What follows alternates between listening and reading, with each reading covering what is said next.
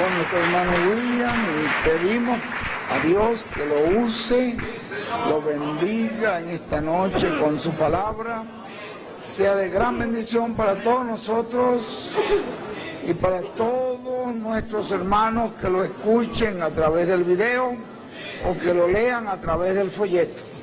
Que Dios lo use grandemente y lo unja grandemente.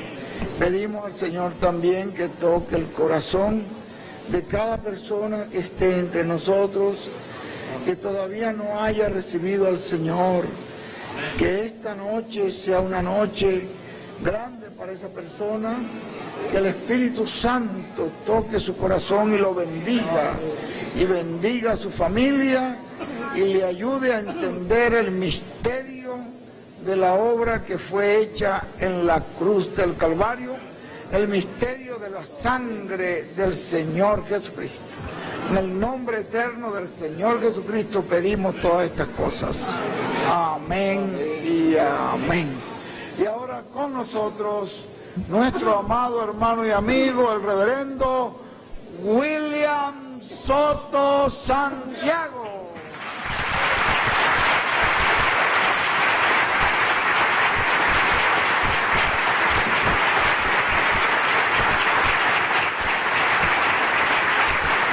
Muy buenas noches, amados amigos y hermanos presentes.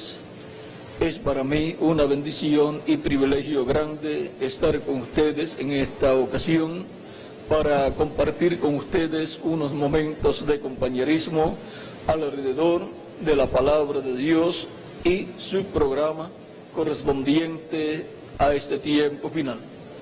Reciban todos saludos de mi esposa Erika y también de mis niñas América y Yahana Gabriela.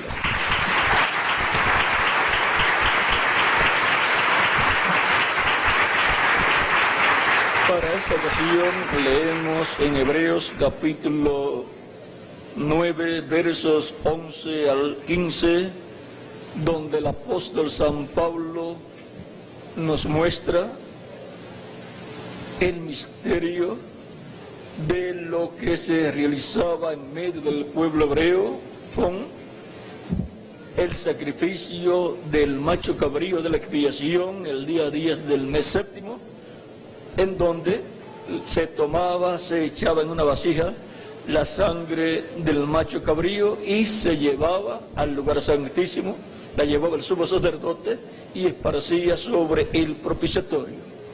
Ahora, esto es tipo y figura de lo que Cristo el sumo sacerdote haría en el cielo, en el templo celestial. Vean cómo lo explica San Pablo, capítulo 9, versos 11 al 15 de su carta a los Hebreos. Dice: pero estando ya presente Cristo, sumo sacerdote de los bienes venideros, por el más amplio y más perfecto tabernáculo no hecho de manos, es decir, no de esta creación, y no por sangre de machos cabríos ni de becerros, sino por su propia sangre, entró una vez para siempre en el lugar santísimo, habiendo obtenido eterna redención. Porque si la sangre de los toros y de los machos cabríos y las cenizas de la becerra rociadas a los inmundos santifican para la purificación de la carne, cuanto más la sangre de Cristo, el cual mediante el Espíritu Eterno se ofreció a sí mismo sin mancha a Dios, limpiará vuestras conciencias de obras muertas para que sirváis al Dios vivo. Así que por eso es mediador de un nuevo pacto, para que interviniendo muerte para la remisión de las transgresiones que había bajo el primer pacto, los llamados reciban la promesa de la herencia eterna. Que Dios bendiga nuestras almas con su palabra y nos permita entenderla. Nuestro tema es la sangre de Cristo en el sumo sacerdote. Pueden tomar asiento si tienen la bondad. En el Antiguo Testamento encontramos que el sumo sacerdote realizaba el sacrificio del macho cabrío el macho cabrío de la expiación que era por Jehová, lo hacía el día 10 del mes séptimo, lo realizaba ese sacrificio en el atrio, y luego echaba la sangre en una vasija, y entraba al lugar santísimo, donde ninguna otra persona podía entrar, solamente el sumo sacerdote. Y esparcía con su dedo 7 veces sobre el propiciatorio, y ese día era el día más importante para el pueblo hebreo. Vamos a ver por qué. Primero vamos a leer Levítico capítulo 16, verso 1 y adelante. Dice: habló Jehová a Moisés después de la muerte de los hijos de Aarón, cuando se acercaron delante de Jehová y murieron. Jehová dijo a Moisés: di a Aarón, tu hermano, que no en todo tiempo entre en el santuario detrás del velo, delante del propiciatorio que está sobre el arca, para que no muera, porque yo apareceré en la nube sobre el propiciatorio. Con esto entrará Aarón en el santuario con un becerro para expiación y un carnero para holocausto. Se vestirá la túnica santa de lino, y sobre su cuerpo tendrá calzoncillos de lino, y se ceñirá el cinto de lino, y con la mitra de lino se cubrirá. Con las santas vestiduras, con ellas se ha de vestir, después de lavar su cuerpo con agua. De la congregación de los hijos de Israel tomará 2 machos cabríos para expiación y un becerro para holocausto, y hará traer a Aarón el becerro de la expiación que es suyo, y hará la reconciliación por sí y por su casa. Después tomará los 2 machos cabríos y los presentará delante de Jehová a la puerta del tabernáculo de reunión, y se hará suerte Aarón sobre los 2 machos cabríos, una suerte por Jehová y otra suerte por Azazel. Y hará traer a Aarón el macho cabrío sobre el cual cayere la suerte por Jehová, y lo ofrecerá en expiación. Mas el macho cabrío sobre el cual cayere la suerte por Azazel, lo presentará vivo delante de Jehová, para hacer la reconciliación sobre él, para enviarlo a Azazel, al desierto. Y hará traer a Aarón el becerro que era para expiación suya, y hará la reconciliación por sí y por su casa, y degollará en expiación el becerro que es suyo. Después tomará un incensario lleno de brasas de fuego del altar de delante de Jehová, y sus puños llenos del perfume aromático molido, y lo llevará detrás del velo. Y pondrá el perfume sobre el fuego delante de Jehová, y la nube del perfume cubrirá el propiciatorio que está sobre el testimonio, para que no muera. Luego tomará de la sangre del becerro y la rociará con su dedo hacia el propiciatorio al lado oriental. Hacia el propiciatorio esparcirá con su dedo 7 veces de aquella sangre. Después degollará el macho cabrío en expiación por el pecado del pueblo, y llevará la sangre detrás del velo adentro, y hará de la sangre como hizo con la sangre del becerro, y la esparcirá sobre el propiciatorio y delante del propiciatorio. Así purificará el santuario a causa de las impurezas de los hijos de Israel, de sus rebeliones y de todos sus pecados. De la misma manera hará también al tabernáculo de reunión, el cual reside entre ellos en medio de sus impurezas. Ningún hombre estará en el tabernáculo de reunión cuando él entre a hacer la expiación en el santuario, hasta que él salga y haya hecho la expiación por sí, por su casa y por toda la congregación de Israel. Y saldrá al altar que está delante de Jehová, y lo expiará. Y tomará de la sangre del becerro y de la sangre del macho cabrío, y la pondrá sobre los cuernos del altar alrededor. Y esparcirá sobre él de la sangre con su dedo 7 veces, y lo limpiará, y lo santificará de las inmundicias de los hijos de Israel. acabado de expiar el santuario y el tabernáculo de reunión y el altar, hará traer el macho cabrío vivo, y pondrá Aarón sus manos sobre la cabeza del macho cabrío vivo, y confesará sobre él todas las iniquidades de los hijos de Israel, todas sus rebeliones y todos sus pecados, poniéndolos así sobre la cabeza del macho cabrío, y lo enviará al desierto por medio de un hombre destinado para eso. Y aquel macho cabrío llevará sobre sí todas las iniquidades de ellos a tierra inhabitada, y dejará ir el macho cabrío por el desierto. Ahora vean todo eso que era realizado allí en el Antiguo Testamento, conforme a lo que Dios ordenó a través del profeta Moisés, era tipo y figura de lo que Jesucristo realizaría.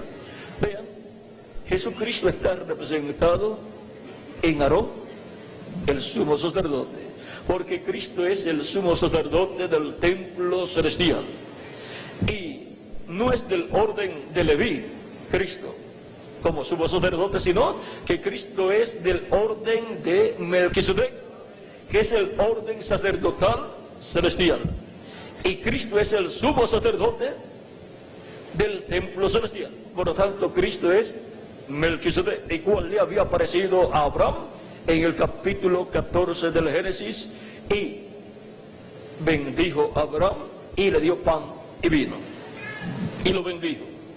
Y ahora vean cómo el orden celestial es reflejado en la tierra en medio del pueblo hebreo, en ese orden sacerdotal levítico, del cual Aarón fue el primer sumo sacerdote, o sea, después de Moisés, porque Moisés siempre fue sumo sacerdote, aunque Aarón estaba después como sumo sacerdote, pero Moisés estaba en un nivel más alto que Aarón.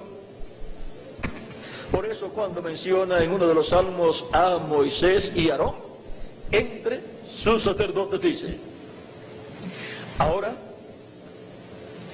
el orden sacerdotal celestial es el orden sacerdotal máximo que existe, y es celestial, es del cielo. Ahora Dios reflejó todo eso en medio del pueblo hebreo, en ese orden sacerdotal. También encontramos que Dios dice a Moisés, y Moisés lo dice al pueblo hebreo por orden divina, que Dios libertó al pueblo hebreo y los tomó para sí, para que sean un pueblo de sacerdotes y gente santa. Eso está en Éxodo capítulo 19, verso 4 en adelante, donde dice: vosotros visteis lo que hice a los egipcios, y cómo os tomé sobre alas de águilas, y os he traído a mí.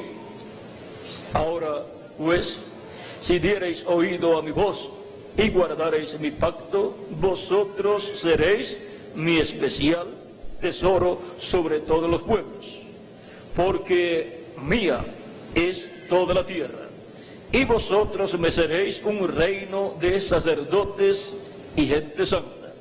Estas son las palabras que dirás a los hijos de Israel. Y ahora vean ustedes cómo Dios está reflejando el orden sacerdotal celestial, lo está reflejando en el pueblo hebreo, y por eso establece en medio del pueblo hebreo un orden sacerdotal, el orden sacerdotal levítico, del cual Moisés y Aarón fueron los primeros sumos sacerdotes. Y luego todo sumo sacerdote tenía que ser descendiente de Aarón. Ahora encontramos que todo esto está bajo el Antiguo Testamento, el antiguo pacto de Dios con el pueblo hebreo. Pero ahora, cuando viene el sumo sacerdote celestial, Cristo, a la tierra en carne humana, viene para establecer un nuevo pacto, porque Cristo es el ángel del pacto que había libertado al pueblo hebreo por medio del profeta Moisés, y le había dado un pacto al pueblo hebreo. Pero ahora Él había prometido que Él haría un nuevo pacto con su pueblo, y sería un pacto de paz, y escribiría sus leyes en sus corazones, y les daría un nuevo espíritu y un nuevo corazón, y quitaría el corazón de piedra que ellos tenían, y les daría un corazón de carne. Y ahora, para hacer esto y establecer un nuevo pacto con el pueblo hebreo, viene el mismo ángel de Jehová, que es Cristo, el cual es el ángel del pacto, se hace carne y habita en medio del pueblo hebreo y es conocido por el nombre de Jesús. Y vean, el orden sacerdotal levítico, encabezado por el sumo sacerdote, se levantaron en contra del sumo sacerdote celestial, sin darse cuenta quién era Jesús de Nazaret. Ellos no sabían que el que estaba allí presente en carne humana era el sumo sacerdote del templo celestial, y estaba sobre el orden sacerdotal de Leví que tenía el pueblo hebreo. Ahora encontramos que Jesús sí sabía, y la escritura en los salmos decía, en el Salmo 110, que sería sumo sacerdote, sacerdote según el orden de Melquisedec. La promesa era que decía: mi hijo eres tú, yo te he engendrado hoy. Y dice: tú eres sacerdote según el orden de Melquisedec. Y todo esto se cumpliría en el Mesías, en el ángel de Jehová, cuando se hiciera carne y estuviera en medio del pueblo hebreo ministrando. Por eso él ministraba la palabra sin limitaciones y hablaba con autoridad, como quien sabe de lo que estaba hablando, de lo que está hablando. Por eso aún aquellos guardias que fueron enviados para tomar preso a Jesús, cuando lo oyeron predicando, no lo tomaron preso. Y cuando se regresan al templo sin Jesús, le preguntan los que los enviaron, los sacerdotes: ¿por qué no lo tomaron preso y por qué no lo trajeron? Dijeron: nunca hemos oído hablar un hombre como este hombre. Nunca ha hablado un hombre como este hombre. Conmovió hasta aquellos que fueron enviados para buscarlo preso. Ahora, no sabían quién era Jesús. Algunos decían: es samaritano y tiene demonios. Otros decían: es Belzebú, en él está Belzebú, el príncipe de los demonios, y por el dedo de Belzebú echa fuera los demonios. Toda esa obra que hace, sanando a los enfermos y echando fuera demonios, es obra de Belzebú a través de él, decían muchos sacerdotes. Ahora vean cómo el orden sacerdotal terrenal de Leví se levantó en contra del orden sacerdotal celestial. O sea que el tipo y figura de la sombra se levantó en contra de la realidad divina. Es como si usted se parara en el sol y usted, pues por supuesto, ve la sombra. Cuando usted ve la sombra suya más pequeña es cuando es la hora del mediodía, que el sol está en el centro, y ahí casi no se ve la sombra. Pero cuando usted ve la sombra grande en la mañana, pues está comenzando la mañana y va disminuyendo la sombra. Pero si la sombra se levantara en contra de usted, vean, para tratar de destruirlo usted, para la sombra quedarse, eso como que no cabe en la cabeza de nadie, ¿verdad? Pues eso fue lo que pasó con el orden sacerdotal levítico. El sumo sacerdote con los miembros del concilio del Sanedrín, en su mayoría, porque 2 o 3 nada más eran los que estaban a favor de Jesús, el resto estaba en contra de Jesús. Ellos decían: este hombre va a acabar con nuestro orden sacerdotal, va a acabar con el orden religioso nuestro y va a establecer un nuevo orden y se va a llevar toda la gente. Miren cómo la gente le sigue, y si lo dejamos así, todos le van a seguir. Y si le seguían todos a Jesús, se les iban a quedar las sinagogas y el templo vacíos. Y estaban muy celosos porque ellos tampoco podían hacer los milagros que Jesús hacía.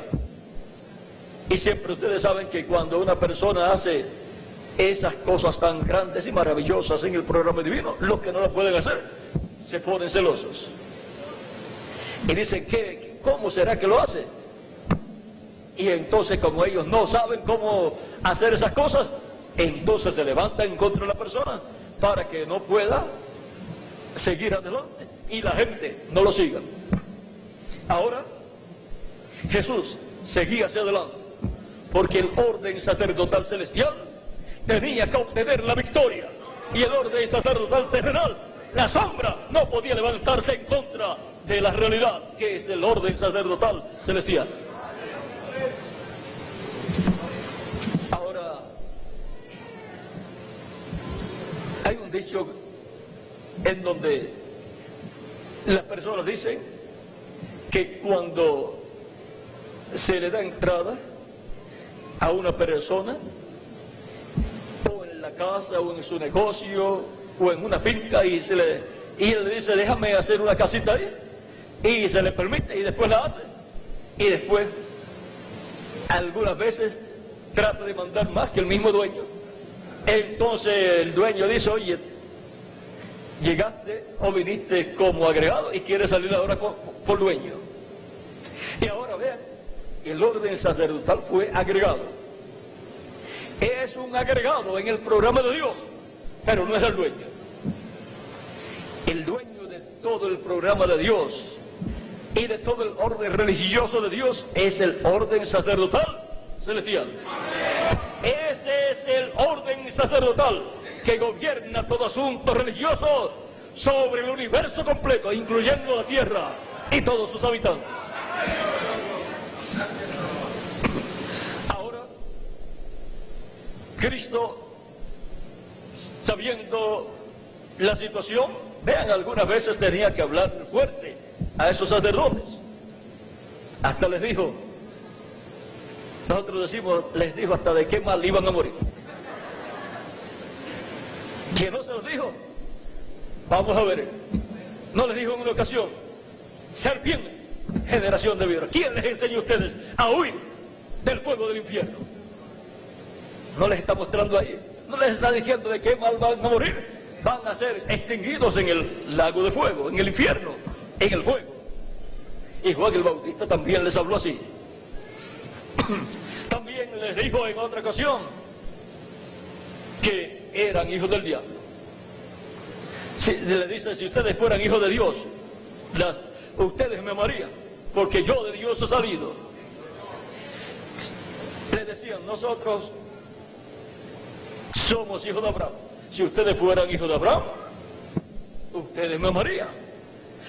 Y decían, nosotros creemos a Moisés. Jesús les decía, si ustedes creyeran a Moisés, ustedes creerían en mí, porque de mí habló Moisés. Busquen ahí de las cosas que habló Moisés y verán que dice, profeta como yo le va a meter el Señor vuestro Dios, a él oiréis. Y allí estaba presente un profeta dispensacional como Moisés. Y ahora ven ustedes cómo Cristo tuvo que hablarle fuerte a la sombra, al tipo y figura del orden celestial, porque el orden terrenal no puede gobernar, dominar al orden celestial. Ahora encontramos que Cristo vino para establecer un nuevo pacto, y en ese nuevo pacto el orden sacerdotal terrenal levítico no tiene parte ni suerte. El orden sacerdotal levítico llegó hasta Cristo, y allí con Cristo comenzó la manifestación del orden celestial sacerdotal con la presencia del sumo sacerdote celestial y con el sacrificio de Cristo en la cruz del Calvario. Se realizó el día de la expiación que leímos, que se efectuaba el día 10 del mes séptimo de cada año, y ese era el sacrificio por el pecado del pueblo. Y ahora el sacrificio por el pecado del pueblo fue hecho por Cristo. Por lo tanto, ya no se necesitan sacrificios por el pecado de animalitos, porque ya Cristo, el Cordero de Dios, y el macho cabrío de la expiación, Cristo, fue sacrificado en la cruz del Calvario. Y su sangre derramada en la cruz del Calvario nos limpia de todo pecado. Por lo tanto, no necesitamos ahora tipos y figuras. La sombra, tenemos la realidad.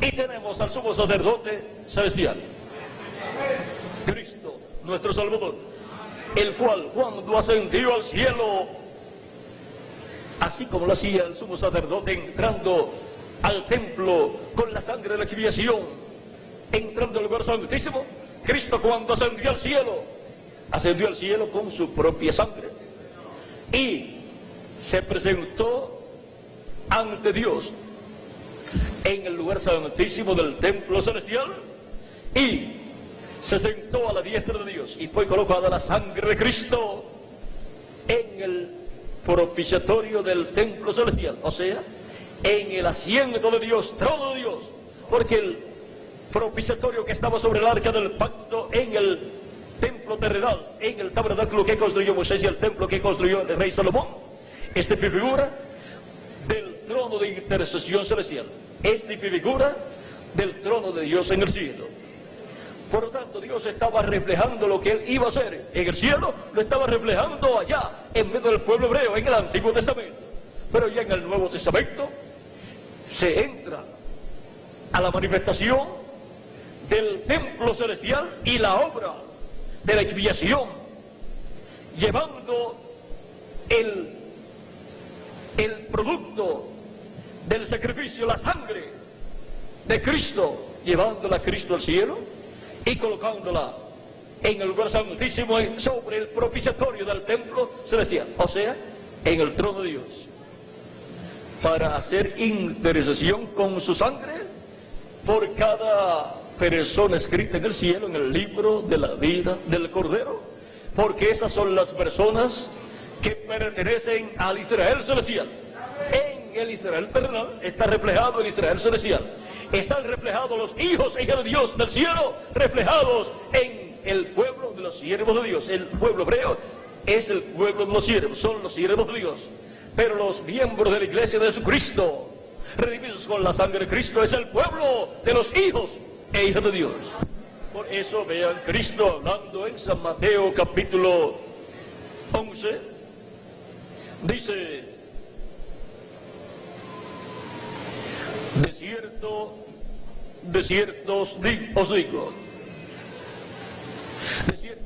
os digo, entre los que nacen de mujer, no se ha levantado otro mayor que Juan el Bautista, pero el más pequeño en el reino de los cielos, mayor es que él. Y ahora, ¿quiénes son estas personas entonces del reino de los cielos? Son los creyentes en Cristo, los redimidos por la sangre de Cristo. Son los que reciben a Cristo como su Salvador, lavan sus pecados en la sangre de Cristo, son bautizados en agua en el nombre del Señor Jesucristo, y Cristo les da su Espíritu Santo, y obtienen el nuevo nacimiento, y obtienen un cuerpo angelical teofánico, y así nacen del cielo. Así nacen en el reino de Jesucristo, nuestro Salvador. Esos son los miembros del reino de los cielos.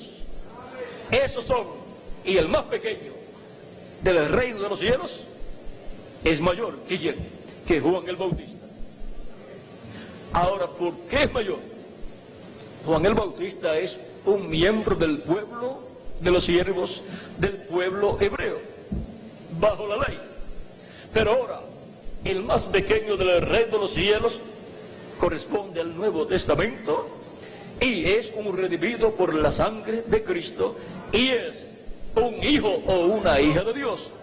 ¿Y qué es más grande para las personas que tenían haciendas en el Antiguo Testamento y tenían hijos y tenían siervos? ¿Quién era más grande?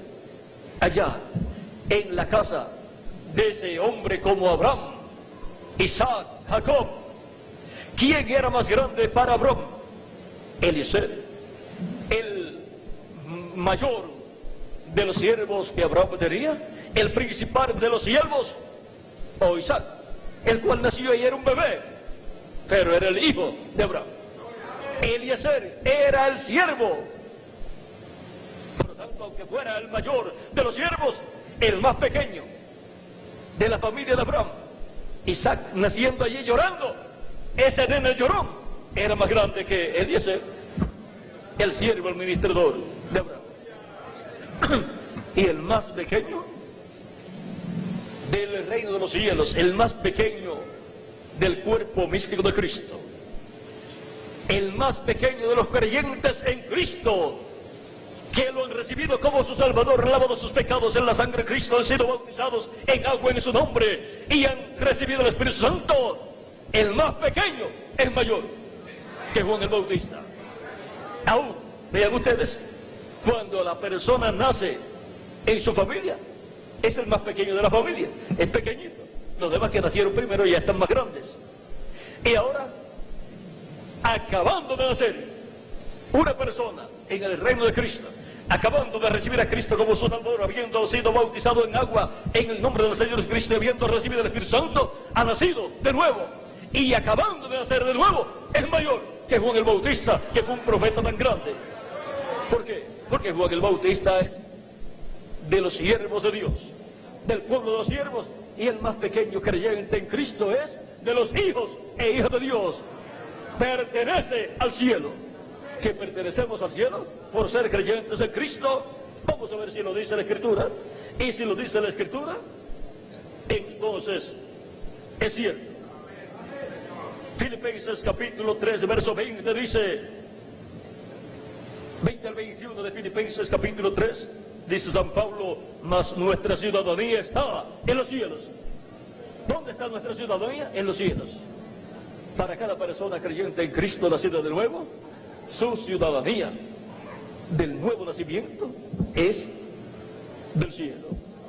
Así como su ciudadanía, a causa del nacimiento terrenal que usted ha tenido a través de sus padres terrenales, es de la tierra terrenal y es de la nación en la cual usted nació.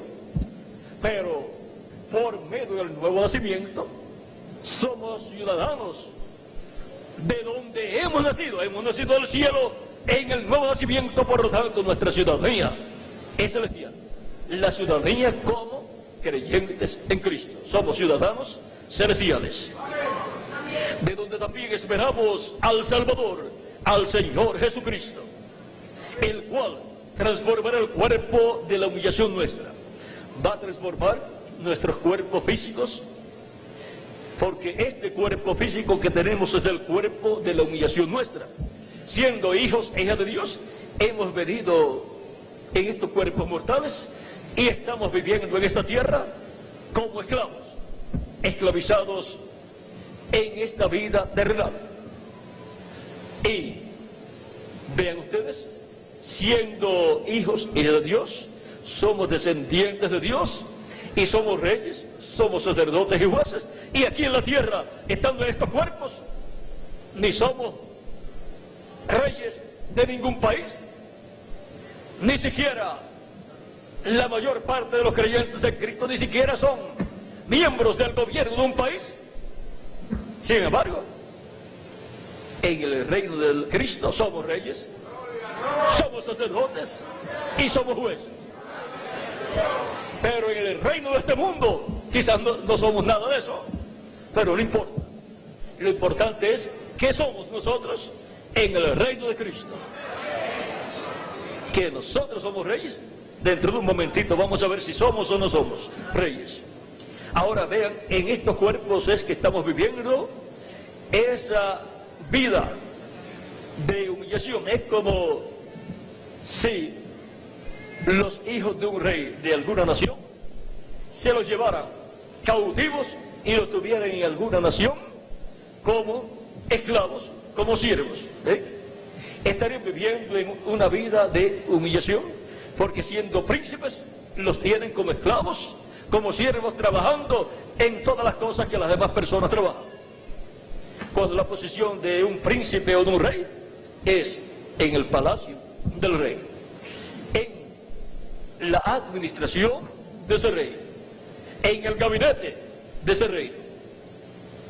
Ahora continuamos leyendo, dice, para que sea el cual transformará el cuerpo de la humillación nuestra, o sea, este cuerpo de carne, para que sea semejante al cuerpo de la gloria suya, o sea, para que sea un cuerpo igual al cuerpo glorificado de Jesucristo. Cuando Él transforme nuestros cuerpos, entonces el cuerpo que tendremos será joven, representará de 18 a 21 años, será eterno, será inmortal, no se pondrá viejo y será glorificado, como el cuerpo glorificado de nuestro amado Señor Jesucristo. Seremos a su imagen y a su semejanza. Por consiguiente tendremos el cuerpo angelical teofánico de la sexta dimensión y el cuerpo físico glorificado. Por el poder con el cual puede también sujetar a sí mismo todas las cosas. ¿Con qué poder va a transformar nuestros cuerpos?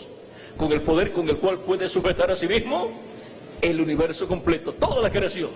Toda la creación está sujeta a Cristo. Por medio del poder de Jesucristo, Él sujeta a sí mismo todas las cosas. Y ahora les dije que somos reyes y somos sacerdotes también. Vamos a ver en Apocalipsis capítulo 1, versos 5 al 6, dice: y de Jesucristo el testigo fiel, el primogénito de los muertos y el soberano de los reyes de la tierra, al que nos amó y nos lavó de nuestros pecados con su sangre y nos hizo reyes y sacerdotes para Dios su Padre. A Él sea gloria e imperio por los siglos de los siglos. Amén. ¿Ven que somos reyes y sacerdotes? Porque Cristo nos ha lavado con su sangre, nos ha limpiado de todo pecado y nos ha hecho para nuestro Dios reyes y sacerdotes de ese reino divino, de ese reino de Dios.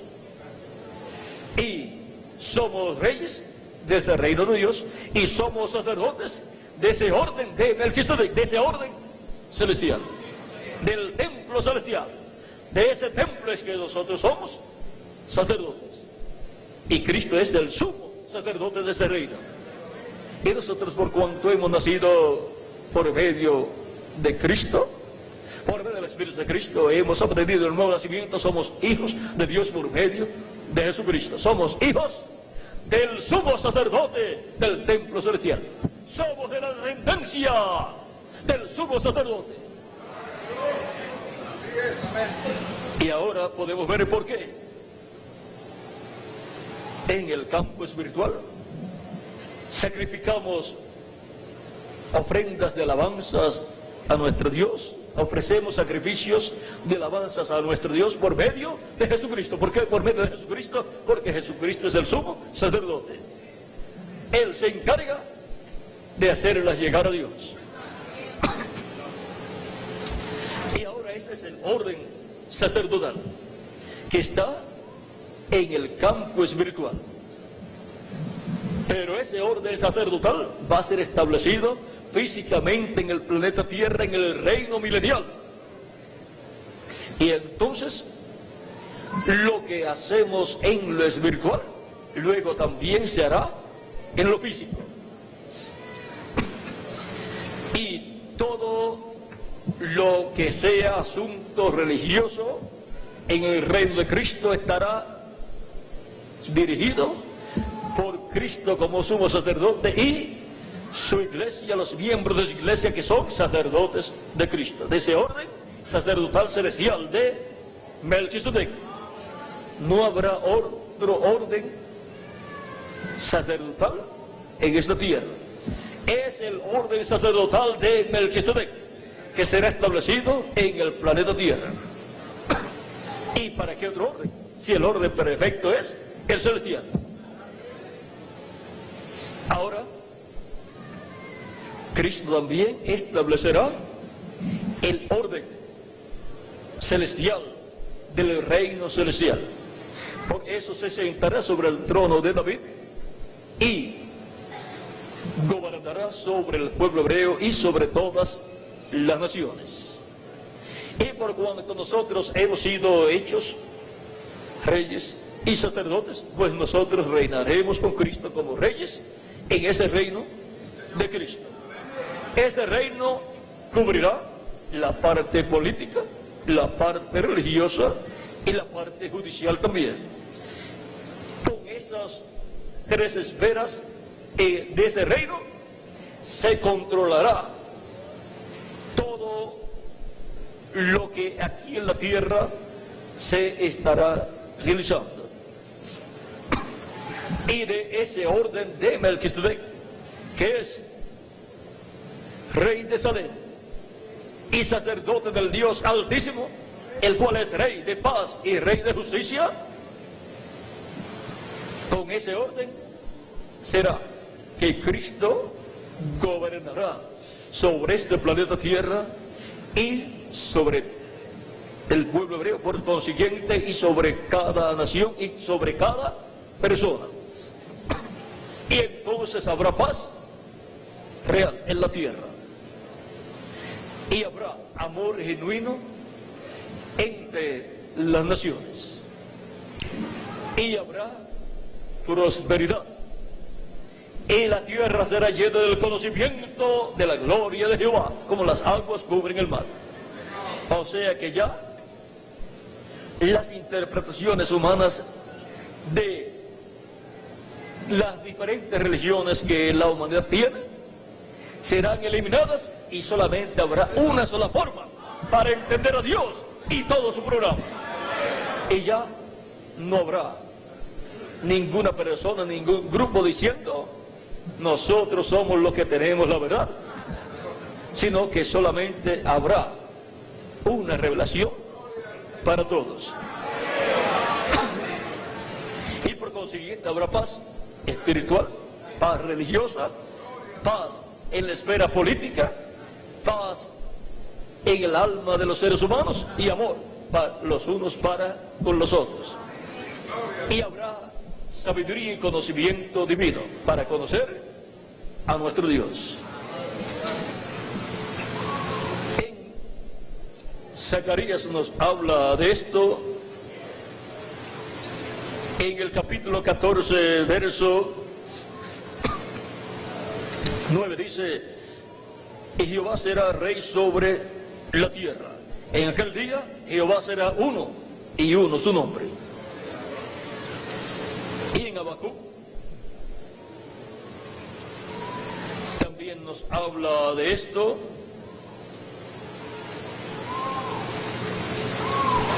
En el capítulo 12, verso 14 dice, 13 al 14 dice: ¿no es esto de Jehová de los ejércitos? Los pueblos pues trabajarán para el fuego y las naciones se fatigarán en vano. Tanta lucha y tantas cosas, y con una tercera guerra mundial que está profetizada, que será atómica, van a ser quemadas todos esos adelantos científicos que han obtenido. Porque la tierra será llena del conocimiento de la gloria de Jehová, como las aguas cubren el mar. Y ahora la promesa es que la tierra va a ser llena del conocimiento de la gloria de Jehová. Por lo tanto, durante el reino milenial de Cristo, va la humanidad a tener una enseñanza clara y completa de Dios, de quién es Dios y de todo el programa de Dios para el ser humano. Y será Dios por medio de Cristo que gobernará sobre este planeta Tierra. Él es el Hijo del Hombre. Como Hijo del Hombre, Él es el heredero al planeta Tierra completo para ser el rey del planeta Tierra completo. Como hijo de David, Él es el heredero al trono de David para ser el rey sobre el pueblo hebreo. Como hijo de Abraham, Él es el heredero a la tierra de Israel, a todo lo que Dios le otorgó a Abraham, le prometió a Abraham, a Isaac, a Jacob y a los patriarcas y por consiguiente al pueblo hebreo. Y como hijo de Dios, Él es el heredero de los cielos y de la tierra. Ven que Él es el heredero de todo, porque por medio de Él creó Dios todas las cosas. Por medio de Él, ¿y para quién? para Él. Y nosotros somos coherederos con Él. Por eso es que, así como Él es rey, nosotros somos reyes con Él. Así como Él es el sumo sacerdote, nosotros somos sacerdotes con Él. Y así como Él es el juez de los vivos y de los muertos, nosotros somos jueces también. ¿Que somos jueces nosotros? Claro que sí, eso está por ahí por Corintios capítulo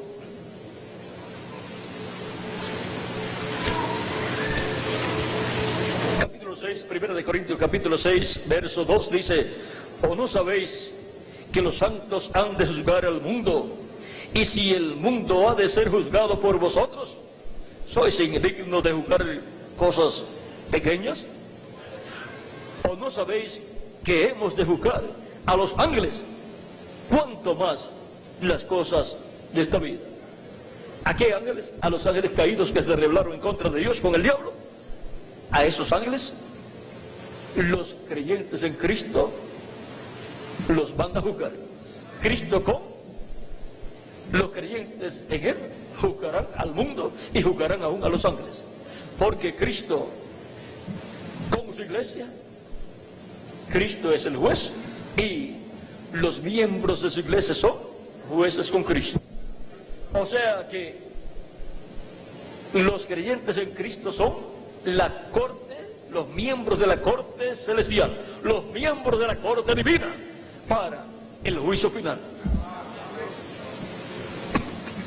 Y ahora vean cómo los creyentes en Cristo, redimidos por la sangre de Cristo, han sido limpiados de todo pecado y han sido hechos reyes y sacerdotes y jueces también. También en el capítulo 5 del Apocalipsis nos habla diciéndonos en el capítulo 5, verso 9 al 10, y cantaban un nuevo cántico diciendo: digno es de tomar el libro y de abrir sus sellos, porque tú fuiste inmolado y con tu sangre nos has redimido.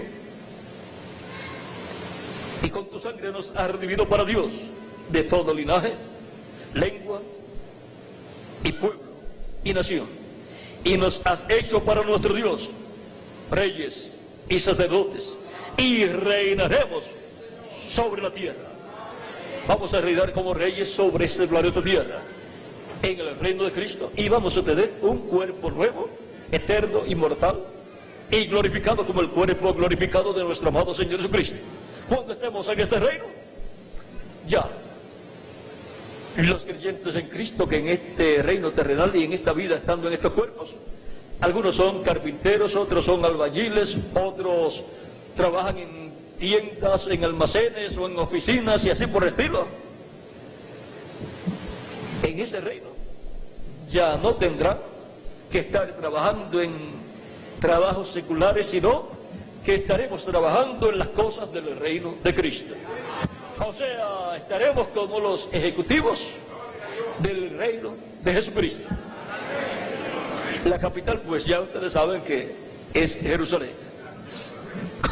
Por lo tanto, estaremos ahí con Cristo, y ese será el gabinete de gobierno de Jesucristo. ¿Y ahora dónde están esas personas? Pues aquí están. Hemos sido lavados con la sangre de Cristo, hemos sido redimidos y hemos sido hechos por Cristo reyes y sacerdotes para nuestro Dios. Por lo tanto, en el reino de Dios, en la tierra establecido por Cristo, ese reino milenial, tendremos esa posición tan importante. En el capítulo 20 del Apocalipsis, verso 4 en adelante, 4 al 6, dice: y vi tronos y se sentaron sobre ellos los que recibieron facultad de juzgar. Y vi las almas de los decapitados por causa del testimonio de Jesús y por la palabra de Dios, los cuales no habían adorado a la bestia ni a su imagen, y que no recibieron la marca en sus frentes ni en sus manos, y vivieron y reinaron con Cristo 1000 años. Pero los otros muertos no volvieron a vivir hasta que se cumplieron 1000 años. Esta es la primera resurrección. Bienaventurado y santo el que tiene parte en la primera resurrección. La segunda muerte no tiene potestad sobre estos, sino que serán sacerdotes de Dios y de Cristo, y reinarán con Cristo y reinarán con Él 1000 años. Serán sacerdotes con Cristo en su reino, y reinaremos con Cristo por 1000 años como reyes y sacerdotes y jueces en ese glorioso reino de Cristo, que es el Melquisedec, el rey de Salem, o sea, de Jerusalén, el rey de paz y el rey de justicia. Por eso establecerá la paz y la justicia en este planeta Tierra, en ese glorioso reino milenial. Y habrá prosperidad para todos los seres humanos que vivirán en ese reino. Y ahora, Cristo el sumo sacerdote es el que tiene la sangre de la expiación. Él en su propio cuerpo la tenía, y cuando murió derramó su sangre, y cuando ascendió al cielo llevó su sangre al cielo, al lugar santísimo del templo celestial. Así como el sumo sacerdote era el que tenía la sangre del macho cabrío de la expiación y la llevaba ante la presencia de Dios. Y ahora es Cristo el que tiene la sangre de la expiación para limpiar nuestros pecados y hacernos reyes y sacerdotes para nuestro Dios. Él está haciendo intercesión en el cielo con su propia sangre, en el lugar de intercesión, en el lugar santísimo del templo celestial. Por eso ya, vean ustedes, el pueblo hebreo no tiene templo. Tiene sinagogas, pero el templo de Jerusalén ya no lo tiene, ni hace falta. Si lo tuvieran, estarían sacrificando animalitos, cuando ya el sacrificio perfecto fue realizado en Jerusalén, el cual fue el sacrificio de Cristo en la cruz del Calvario. Ese es el único sacrificio que sería aceptado en el templo celestial, y su sangre sería la única sangre que podía ser llevada al lugar santísimo del templo celestial para ser representada por todos nosotros. Y así como el día de la expiación era el día en que se obtenía el perdón de los pecados y eran reconciliados por un año más los hebreos, ahora Cristo ha hecho eterna redención y nos ha reconciliado para toda la eternidad. Cristo no tiene que estar viniendo cada vez a la tierra y morir para entrar al cielo de nuevo con sangre, para reconciliarnos de nuevo. No, Él ha hecho la reconciliación con su propia sangre y ha sido una obra perfecta. Por lo tanto, Cristo es el que tiene la sangre del nuevo pacto, y cuando lo recibimos como nuestro Salvador, lo que sucede es que se materializa en la persona lo que Cristo realizó en la cruz del Calvario, y queda limpia la persona de todos sus pecados, porque la persona no tiene que arrepentirse de los pecados de Adán y Eva. La persona tiene que arrepentirse de sus propios pecados. Y recibir a Cristo como su Salvador, ¿cómo se hacía? Él, como estaba tipificado en el Antiguo Testamento, afligidos en sus almas por haber pecado ante Dios, pedían perdón a Dios, confesaban a Dios sus pecados, y mientras el sumo sacerdote hacía esa labor, vean ustedes, y concluía esa labor, cuando la concluía, todos quedaban perdonados y todos quedaban reconciliados con Dios, porque era el día de la reconciliación, era el día del perdón. Y ahora, desde el día que Cristo murió en la cruz del Calvario hasta este tiempo, estamos viviendo en el día del perdón. Por eso es que se le predica el Evangelio de Cristo y su obra de redención en la cruz del Calvario a la humanidad. El mismo Cristo dijo en San Marcos capítulo 16, capítulo 16, verso 15 al 16 de San Marcos, y les dijo: id por todo el mundo y predicad el Evangelio a toda criatura. Evangelio significa buenas nuevas. Id y dad las buenas nuevas todo el mundo, por todo el mundo, a toda criatura. Id y predicad el Evangelio a toda criatura. El que creyere y fuere bautizado será salvo, mas el que no creyere será condenado. Su alma se perderá, será juzgado en el juicio final y será echado en el lago de fuego, que es la segunda muerte, donde será extinguido en cuerpo, en espíritu y en alma también. Dejará de existir totalmente. Allí también es echado el diablo, y es echado el falso profeta, el anticristo, el hombre de pecado, y todos los que no recibieron a Cristo como su Salvador. En Deuteronomio dice algo muy importante ahí acerca del sumo sacerdote, lo cual no podemos pasar por alto, porque siendo que Cristo es el sumo sacerdote del templo celestial, se reflejó en el sacerdote del templo terrenal. Por lo tanto, vean capítulo 17, verso 12 de Deuteronomio, lo que dice: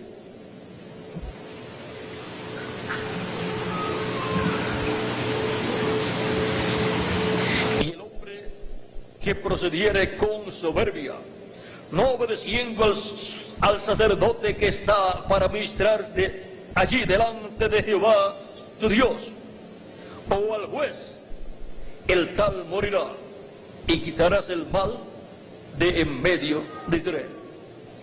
Y ahora Cristo es el juez de los vivos y de los muertos, y Cristo también es el sumo sacerdote del templo celestial. Él ordenó a sus discípulos que fueran predicando el Evangelio a toda criatura, por todo el mundo, comenzando desde Jerusalén. Y el que creyera y fuera bautizado sería salvo, mas el que no creyera sería condenado. Ahora, Él ordenó que se predicase el Evangelio en su nombre por todo el mundo, a toda criatura, para que así puedan creer en las buenas nuevas, las buenas noticias de que Cristo, el macho cabrío de la expiación, convertido en un hombre, porque el macho cabrío de la expiación era la sombra, el tipo y figura de Cristo. Ahora Cristo es la realidad. Por lo tanto, se ha hecho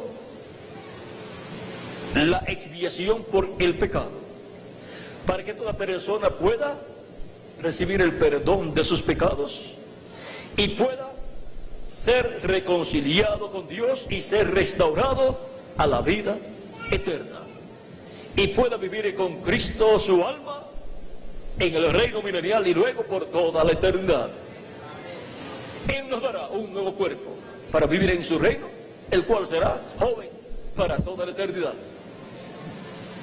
La humanidad busca la juventud, buscaron la fuente de la juventud los conquistadores españoles y no encontraron. Más bien lo que encontraron fue la muerte.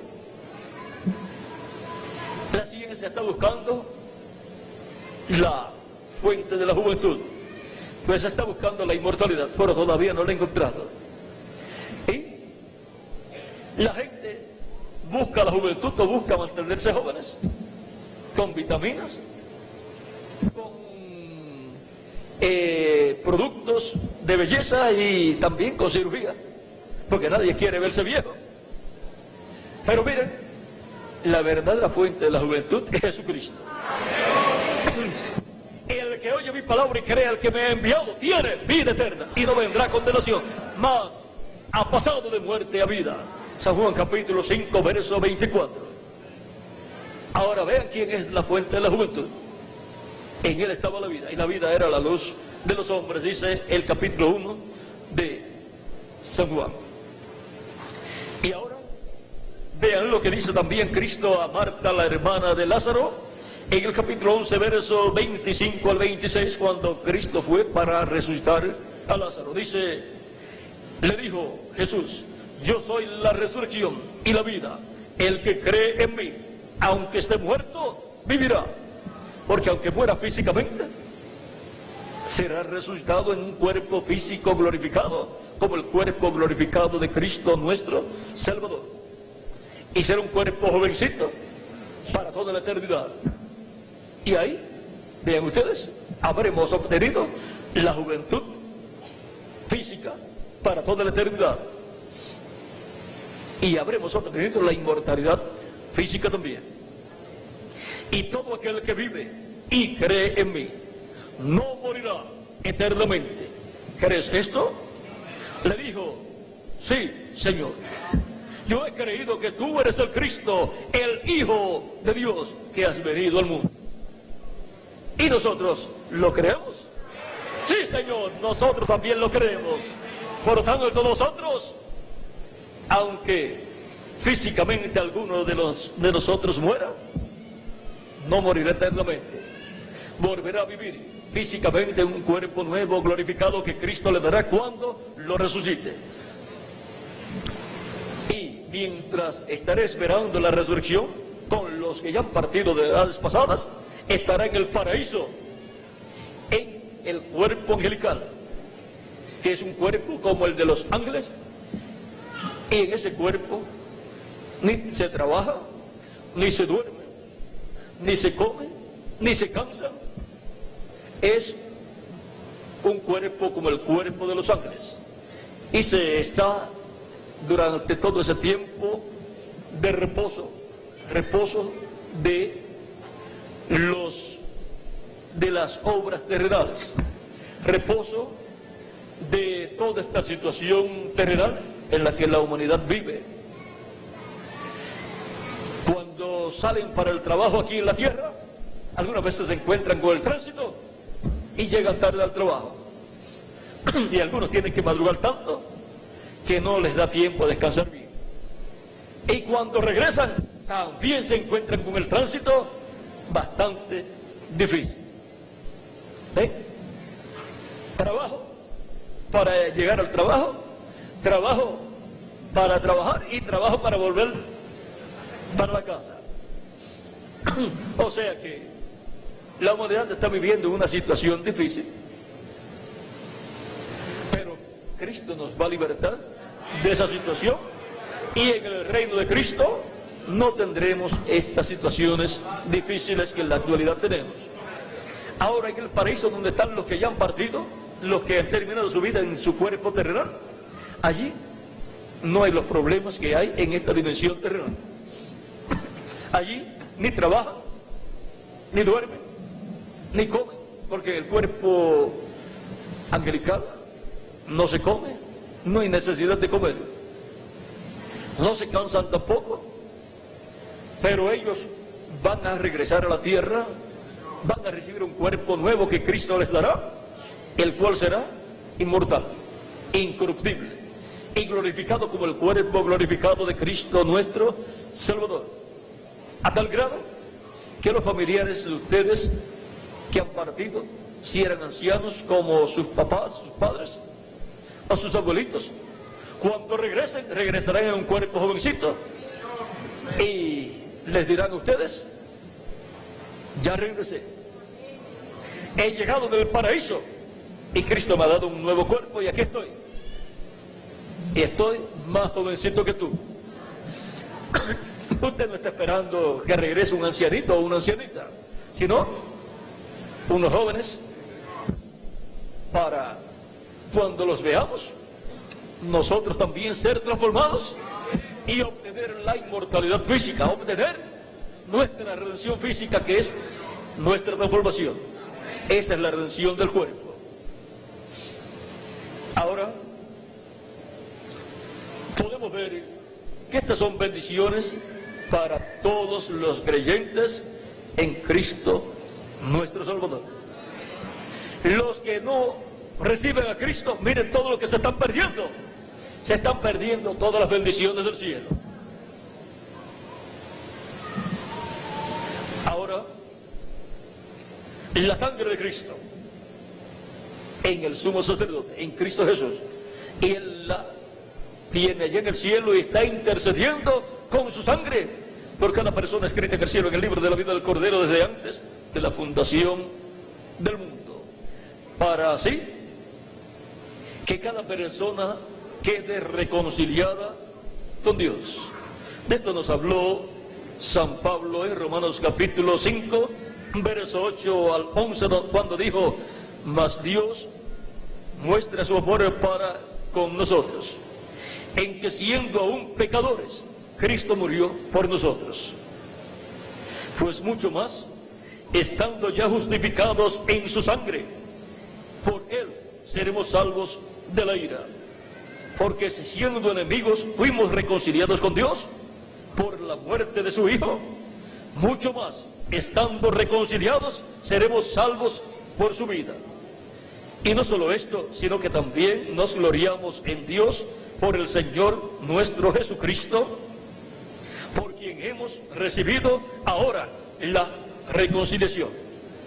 Y ahora la reconciliación que recibía el pueblo hebreo el día de la expiación, el día 10 del mes séptimo, cuando se sacrificaba el macho cabrillo y el sumo sacerdote hacía esa labor de intercesión, ahora todo eso lo ha hecho Jesucristo nuestro Salvador, para cada uno de ustedes y para mí también, para toda persona escrita en el cielo en el libro de la vida del Cordero.